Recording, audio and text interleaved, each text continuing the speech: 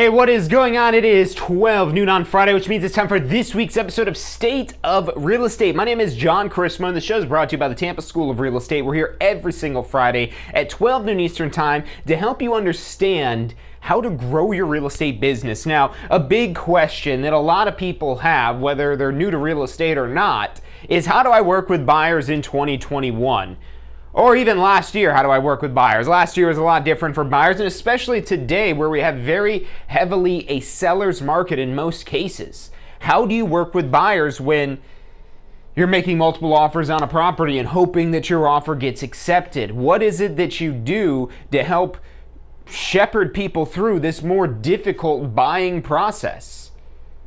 And a lot of people need to buy. It's not even a question of do they want to buy, it's the question of how do they buy because they need to buy. And if we're not doing our job to help keep this simple and make this process as seamless and efficient as possible, well, we're leaving a lot of opportunity on the table. So that's what we're going to be talking about today, is working with buyers in 2021, or really any time where you're dealing with a seller's market where there's more buyers than there are sellers. That's called a seller's market because the advantage is to the seller. So we're going to be covering, again, how to work with buyers, how to structure this relationship for success so you end up being able to get them the home it is that they're desiring and get yourself paid in the meantime. Because if we don't find them the home it is that they desire and are ready to buy, we're working for free. And we don't want that. We don't want to work for free for forever. We want to work for free until we could get paid with that commission. But if we don't structure and set up the deal right from the beginning, you're going to make it so much more difficult to help them accomplish their goals as well as you accomplish your goals. So I'm really excited to bring today's episode today. I'm John Chrismo. You're watching State of Real Estate.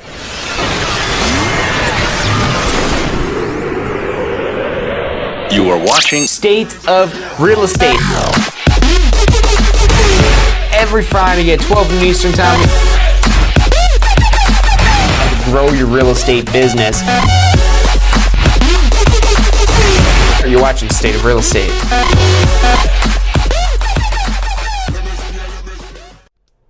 Hey, welcome back to this week's episode of State of Real Estate. My name is John Chrisman. The show is brought to you by the Tampa School of Real Estate. We're here every single Friday, 12 noon Eastern Time, to help you understand how to grow your real estate business. And what we're going to call this is buyers in a seller's market.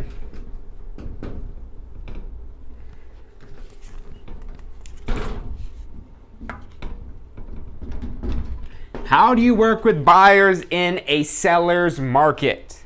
Because that's pretty much what we're in for most of the country, it seems like. Especially in Florida, though, there simply is not enough houses for the amount of people that want to buy houses. So what happens when you have these scales here, and you have all these buyers, lots of people wanting to buy, but only a few sellers? Well, that gives the sellers the high ground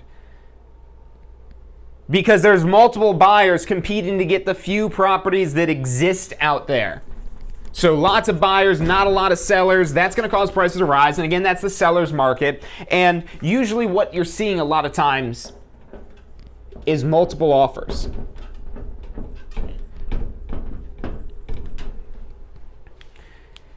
So when a property first hits the market,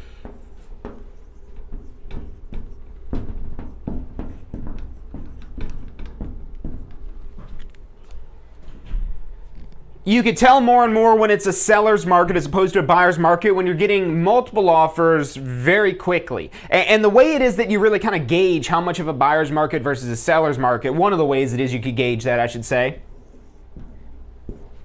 is how many days to you're under contract. What is the average amount of days to go from listed to under contract?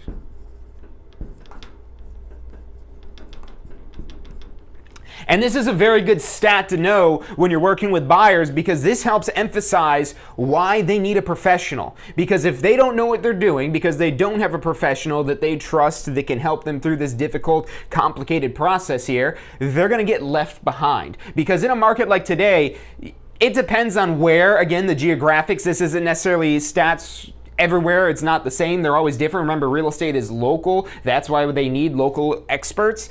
This might be just 3 days that properties are going under contract on average.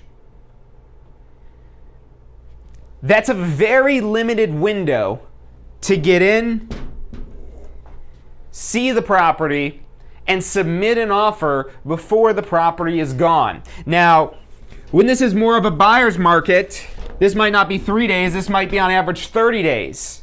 You can see how it's different. And I don't know if I would necessarily call that a buyer's market, but it would be more of a buyer's market than we have today, because today we're a lot closer maybe to that 3-day, 1 week type of range of properties going under contract on average. You might even see properties go under contract the same day they get listed.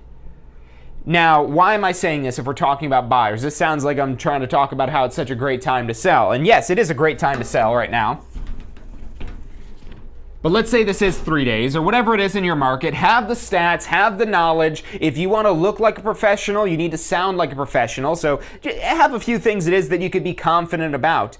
And you're not just saying stats just to say stats, not just to, blow smoke and sound like you know what you're talking about, but you're using these stats to help educate your clients that, hey, look, we have a very limited window to find you the property it is that you want. If we find the right property for you today, are you prepared to make an offer on it?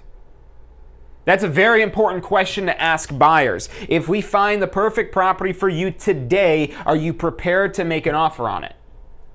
What if they say no? Well, if they're not prepared to make an offer on it yet, they're probably going to miss out on that property. Now, you do still see properties that are listed longer than 3 days. Maybe you see a property and you're wondering why in today's market that the property is still listed after 30 days of being on the market or 60 days being on the market.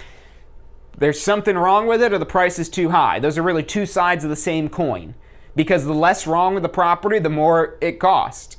The more wrong with the property, the less that it costs. And so what happens a lot of times, especially in a seller's market like we have today, there's a handful of sellers that way overprice their property. And when they overprice their property, they end up not even getting showings. And so it sits on the market. And so this is, again, more perspective, because they say, well, what about this property? This property, I've been watching it, it's been sitting on the market. Well, do you know why it's been on the market for 3 months? Let's look at the price on it. Yeah, that price for this area here, that's very high for what this home is. Oh, okay. So if you want to overpay for a home, yeah, we could find tons of those that are sitting on the market for months at a time. But in a market like today, when they sit on the market for a while, that means they're overpriced. And they're maybe not willing to budge on price. There's maybe something significantly wrong with the property. And maybe there isn't. Maybe the seller or the agent is just difficult, and that's what's been holding back the deal. But when people see properties on the market for that length of time, that's usually what it is that they're thinking, that the property's overpriced or there's something wrong with it. So from a seller's perspective, they've got their best opportunity to get the highest and best offer within that limited window, because the less time it's on the market, the more scarce it is. And the more scarce it is, the more valuable it is.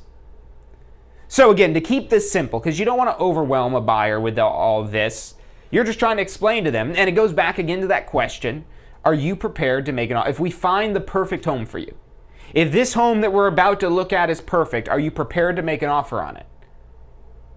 Now, if you ask that while you're at the property, do you want to make an offer on it? That might sound more like you're just kind of, trying to do this for your commission.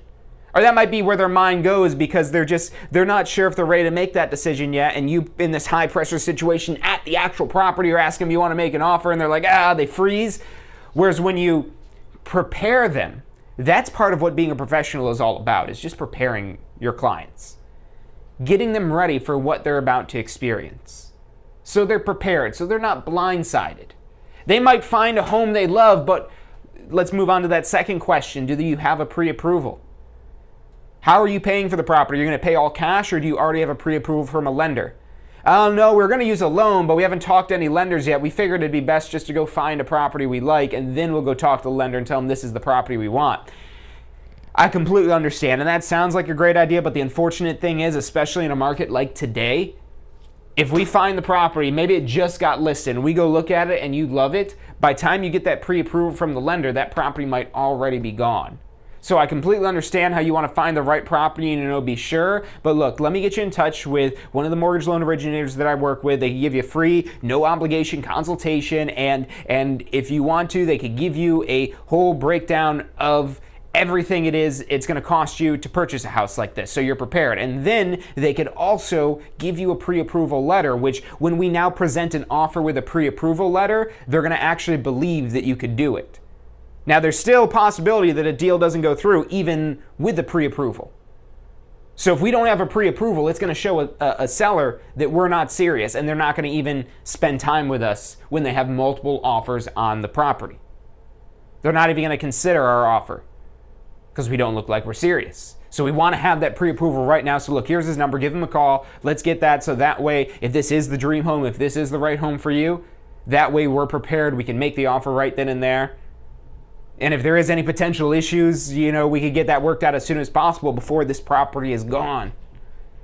Because that's maybe what they're worried about. What if I don't get approved? What if my dream comes crashing down? That's why they don't want to go get a credit check. That's why they don't want to go talk to a lender. That's why they don't want to talk to the finance people. They don't want their dream to come melting out of reality. But at the same time, we're doing them a disservice by leading them on and really wasting their time if they cannot afford this home. It's our job to make this process as smooth and efficient as possible. And if we're not being a professional by showing them properties without them already being pre-approved, we're not being a professional.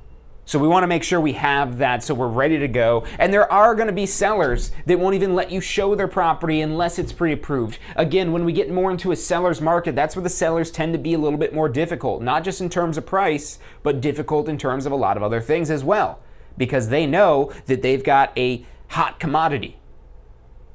They know they've got what you want. So if you want it, because there's so many other people that want it, you got to follow these rules if you really want it. And a lot of sellers will actually require pre-approval even to just show the property. So unless we want to just eliminate all those as options, when some of those I think might be really great options for you, and those are also going to be a little bit less competitive, because when anybody could just make an offer on it and they're fielding all kinds of offers, there's going to be tons of offers coming in. And if the seller isn't as weary over whether or not they're maybe willing to roll the dice more on somebody who might be willing to pay the highest but not be approved for it, they might not be as stringent of the requirements. Whereas a property that's listed that says, you got to be pre-approved, serious inquiries only, that does come at a detriment to the seller sometimes. But sellers in this market can afford to do that, especially if especially if this is a higher end home. A lot of times people don't want people destroying, or people, it's their home, whatever price point it's at. They don't want you wrecking the place, especially if they're trying to get top dollar for it. So that's why they might have these extra requirements. And again, unless we just want to eliminate those from properties we could look at, we got to make sure you get the pre-approval. So that's something that, a lot of realtors, especially when you're new and you're just hungry, you're just trying to get grasp onto whatever business it is that you can.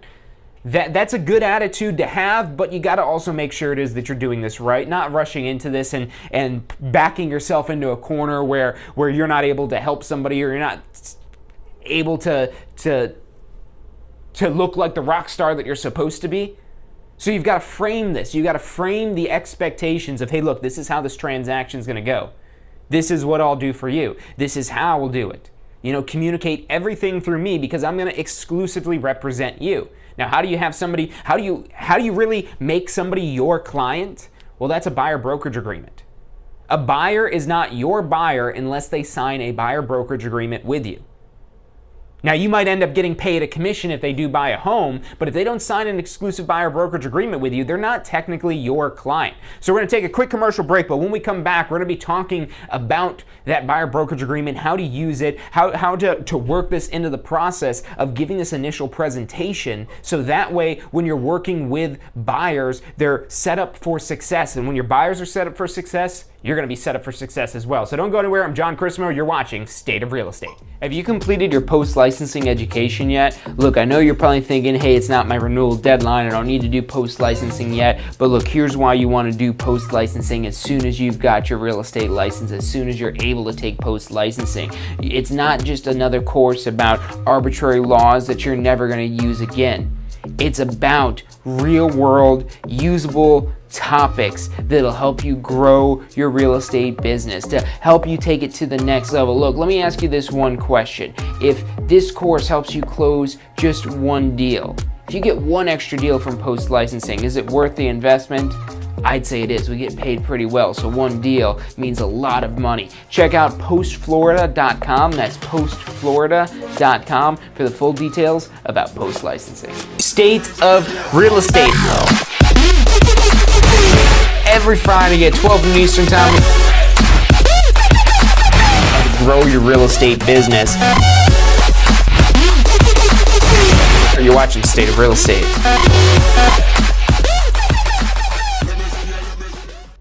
Hey, welcome back to this week's episode of State of Real Estate. My name is John Christmas. The show is brought to you by the Tampa School of Real Estate. We're here every single Friday, 12 noon Eastern Time, to help you understand how to grow your real estate business. Now, what we're talking about today is working with buyers in a seller's market. So working with buyers in a seller's market. Again, you have to prepare your buyers for what to expect, because especially in the market we have today in most of the country, it's not a normal market, or not normal, not an average, not in the middle market when, we're kind of showing that whole buyer-seller's market. It's definitely leaning, and depending on where you're at, what local market it is you're dealing with, it's definitely more of a seller's market than a buyer's market in a lot of cases. So that puts the buyers at a disadvantage, but that doesn't necessarily mean it's not a great time to buy real estate, because as properties continue to appreciate, they'll be able to cash in on that appreciation. So yes, prices might seem like higher than they were, but sometimes prices don't go back down to where they were. You go far enough back in history and you'd be surprised how much real estate used to sell for compared to what it sells for today. And yes, there are rises and falls in the market, but over time, real estate historically has always appreciated in value. So how do we now compete in a market like this where there's a lot of other buyers and we want to try to make sure that we can win one of these properties here? So again, preparing, being ready to go, being ready to move. As soon as a property is listed, you have a very limited window if this property really is a great deal to be able to potentially secure that property.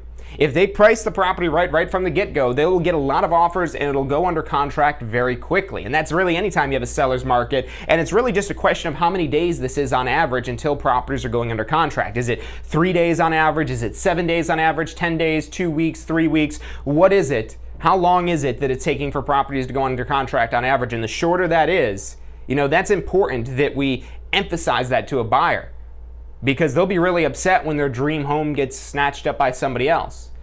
So they want to be able to make a strong offer early in order to be able to compete against all those other offers. And this isn't just in terms of money. Again, pre-approval, so not just how much money it is, but most sellers aren't going to just, take the highest price solely. There's a lot of other factors involved in the offer in addition to the price. There's again, are you pre-approved? And there's always an advantage when somebody's also paying cash. So if somebody's paying cash, that having a proof of funds is what's basically equivalent to that pre-approval letter. It's basically some sort of letter that certifies either that the lender has pre-approved you and probably will make this loan to you, or that, hey, I've got this much money sitting in the bank account right now, so I could definitely buy this house cash if I wanted to. Now, if you're competing against cash offers tend to be less, but they could be less because they usually involve less time. Now, that's not going to interest some sellers. Some sellers are willing to wait in order to get a higher price. So making an offer with financing, you can compete with those lower price cash offers by making a stronger priced offer. But now what else can you have to sweeten the deal? Think about the escrow money. Now, escrow money, that's not necessarily required, but in a market like today, it's very standard, very typical to have escrow money involved. And that's in most markets, because if you don't have escrow money, if you don't have some sort of deposit, there's nothing really showing that you're serious other than this contract. And the contract is nice, but not everyone always understands the legal impact and power of that contract until they end up in court. So a lot of times having actual money, cold hard cash or a check or wire transfer, however it is that money ends up with the title company or attorney or the brokerage or whoever's holding the escrow, that's something you negotiate right in the contract when you're making offers on properties, is how much escrow. And the more money you're willing to put up in advance in escrow that the buyer will potentially lose. The buyer will potentially lose this money if they breach the contract. Now, they don't breach the contract, they should be entitled to get the money back, but escrow can be a little bit tricky. But especially when they're very sure that this is the property it is that they want, and there are contingencies we have in our contract, like for the inspection, for financing, for appraisal. So when the deal falls apart related to something specified in the contract, the buyer should be able to get that escrow money back. But now that does make our offer stronger with the more cash they're willing to put, because they're saying, hey, look, I really want this, and I'm willing to put X amount of dollars on the line that I might lose if I decide I don't want this property anymore and I breach the contract. If I'm within the terms of the contract, I should be able to get this money back. But if I break the contract, the seller's technically entitled to that money. So that's another way it is that you can make the offer stronger, is having escrow. Now, there's some other terms that are very commonly points of negotiation as well when we're making offers. One of those is for inspections. And actually, I shouldn't say that this is common, because this is one of the less common things that get negotiated. So an inspection period that is typically standard is usually about 15 days. And that's usually with most, at least the Florida realtor contracts, if you leave that field blank, that's usually what it defaults to, is 15 days for an inspection.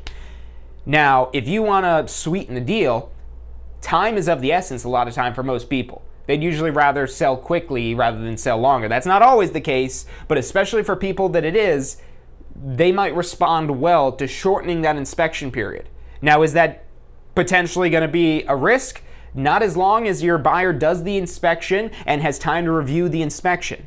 So if they have the inspector lined up, ready to go, they could go out there within a day or two, then yeah, maybe we could even have as short as like 5 or 6 or 7 days of an inspection period instead of a 15-day inspection period. Just little things like that we could kind of work in there, just to take every little thing it is that we can. Maybe of somebody paying for somebody else's closing cost or anything like that. There's all kinds of points of negotiation other than just the price. And those are all things that people will take longer just to consider your offer, just because there's a lot more going on to it rather than just, hey, this is the price it is that we're willing to pay.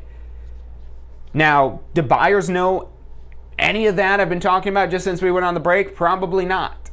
So that's what your role is. Your role is to help inform them and educate them on, hey, this is what we do. This is how we do it. And ultimately, this is the best way to secure property in this market. And when you have this structure, when the system, people are at ease because they know more what to expect. Again, they don't want to be surprised. They don't want to be surprised with the biggest purchase of their lifetime. So don't surprise them. Let's prepare them. Let's get them ready. Let's get them up to speed. Let's make sure they know what they're about to get into. And then let's go take them through this process as seamlessly as possible. When we spend this little bit of time at the beginning to really set up our buyers for success, it pays off so much down the road, because our transaction will go so much smoother. You'll close the buyers faster. You'll be much more efficient, and you're going to be better off at identifying, again, who are people that are business right now and who are going to be business tomorrow. You know, there's people that need to buy right now, and then there's some people that are interested maybe, but they're not quite ready. Now, the ones that are not quite ready, they're not going to be as serious. So usually you ask that question about pre-approvals, or if we find that perfect home today, you're going to be ready to make an offer. They're going to say no. And so that gives us an indication of, okay, we don't want to have the expectation in this relationship that we're going to go in there and, sell them a home today, because they're, probably thinking maybe 6 months, a year down the road. That means we still follow up and stay in touch with them, but we're not, actively out there trying to sell them a home today, because they don't want to buy a home today. And that's going to make your job extremely difficult if you're trying to sell people a home today when they don't want to buy a home today. Now, if they do want to buy a home today, they're just not sure what or where or which one, or they maybe need some help understanding the process, or maybe it's not today, but within, next couple months they want to be able to buy a home. Those are the people that are the ones that are, ready to do business right now. And those are the ones we want to, again, focus our actual personal direct efforts on. And then the people that are, again, the longer term clients, the people that are going to be business 6 months from now, a year from now, 2 years from now, we want to make sure we have them in our CRM or some way that we're following up with them through emails, text messages, phone calls, staying in touch and keeping them in our sphere of influence. So that's how you work with buyers in a seller's market. Will you be able to get every single buyer you work with a home? Possibly. But if you're working with a lot of buyers, in this market, there's just not enough homes to go around. And some people won't be prepared and able to buy. That's the nature of this business, whether you're working with buyers or sellers, and really any business. Not every single person you talk to will be a customer, at least not today. Now, some point during their life, they're going to need your services. It's just a question of whether they're going to use your services or somebody else who has also the same capabilities as you.